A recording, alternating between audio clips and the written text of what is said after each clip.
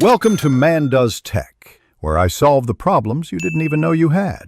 You begin by assembling what you must have: a sharp 2x2-inch photo, a one-paragraph press letter on official letterhead, and one government ID copy. Once those are digital, open your chosen editor and create a new document at 300 dpi with the correct card dimensions. Make sure to set margins and a safe zone so text won't be cut off. Start placing the photo and text blocks now, because those elements define layout, spacing, and readability. You now refine the card.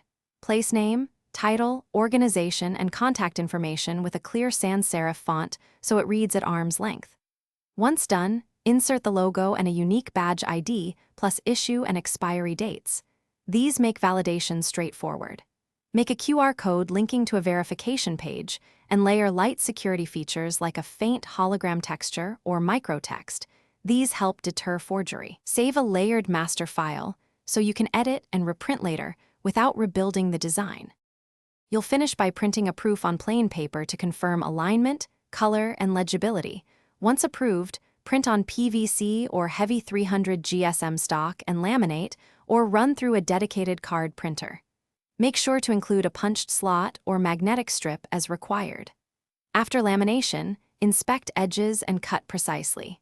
If something goes wrong, try one key fix. Recalibrate your printer's color profile and recheck margins by a few millimeters. This resolves most color shifts and misalignment issues. Thanks for watching. If you found this helpful, don't forget to like and subscribe.